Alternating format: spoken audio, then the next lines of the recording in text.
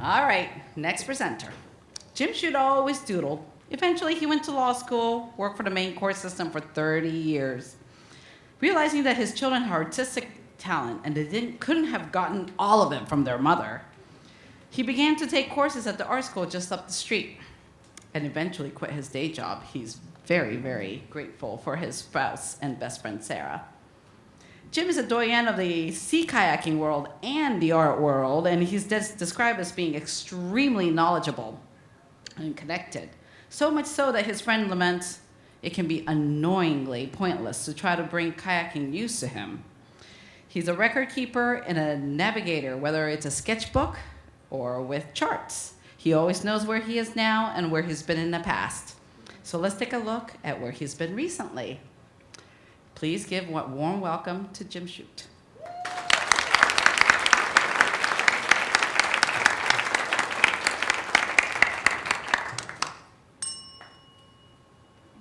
I'm going to talk about drawing, and also about drawing while talking.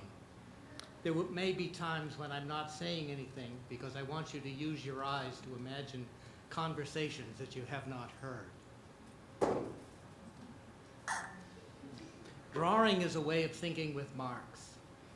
Every mark you make is a decision, and of course so is every one that you don't make. Because the decisions are frequently not verbal, it gives you a hint as to how our minds work before we learned language. This is a little theme and variations from the sketchbook up here on the screen. A New York artist named Lozano drew a lot of tools. She also did what she called word pieces. In her dialogue piece of 1969, she invited other artists, mostly men, over to her loft for conversations. From her notebooks, we know who she talked to, famous people, but we don't know what they said.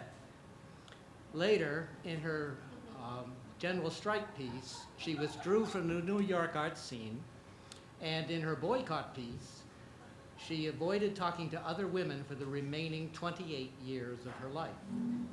I've been intrigued by the dialogue piece ever since I learned of it about 10 years ago, and this winter, after getting a gentle shove from Virginia Rose, I decided to do my own version of it. I made appointments with women artists of my acquaintance, and while we talked, I did an abstract drawing. No notes, just the drawing. I started with people I knew well, so I wouldn't be in the position of wondering if I could sustain a conversation long enough to get the drawing done. Kathryn Davis makes these ephemeral Sumi ink paintings as a meditative practice, and my drawing has a little Sumi in it.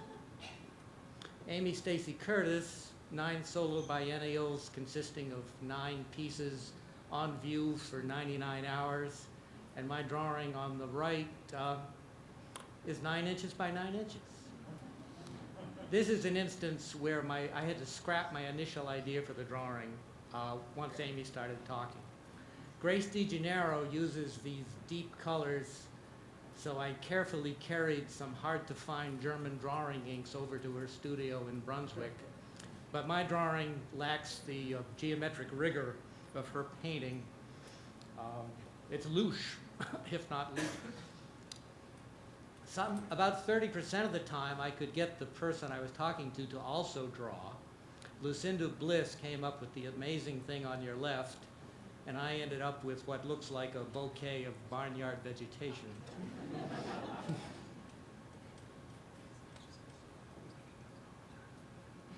Lauren Fensterstock makes these remarkable black gardens out of twilled paper, mirrors, and charcoal.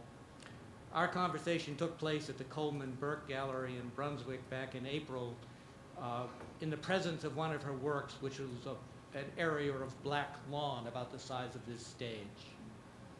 Lisa Pixley is the matriarch of the Pickwick Independent Press and also curated the amazing Victoria Wonderama show that was back in April. She once used tea as a pigment, so I used my walnut ink to approximate the color of tea. Katarina Weslien, 2 images from her series of prints based on lines in the streets of Portland where the public works crew has patched cracks. And my drawing is kind of a map of Scandinavia and North America. Greta Bank, these are her four horsemen as installed at the Victoria Mansion, photo by Tom Couture, who also had work in that show. Greta is absolutely fearless in both imagery and materials. Ling-Wen Tsai, whether she's working in sculpture, drawing, or performance, puts a lot of silence into her work. My drawing is noisy in comparison.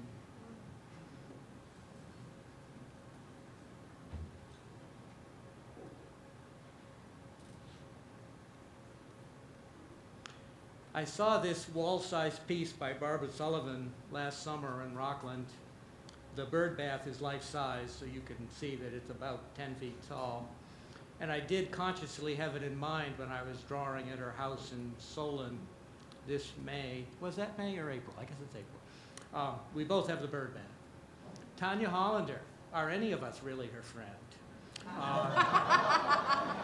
This photograph of Kyle Dury I had seen before, but I did not consciously have it in mind when I talked to Tanja at the Bakery Collective, but somehow or other the drawing is very similar to it.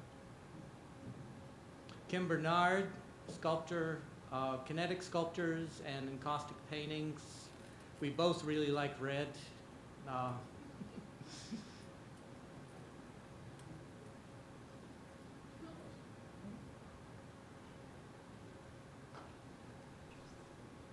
20 seconds is a long time. Veronica Cross made this piece of rural realism. She also has put together the Dooryard Arts Festival that will be taking place this weekend at Poland Spring. We talked in the garden at the Longfellow House. Well, we didn't. It rained that day, so we had to go to others instead, where they have great chai. Adriane Herman collects discarded to-do lists. You think it's all done. She knows there's more to do. This conversation did take place in the Longfellow Garden, which influenced the drawing as much as anything else did.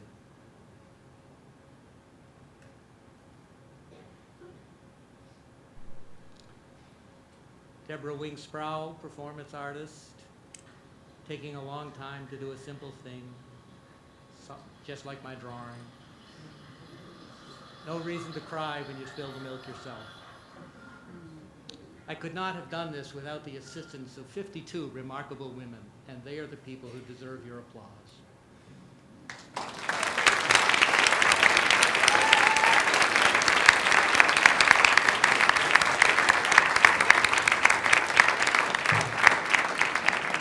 Thank you, Jim. That was wonderful.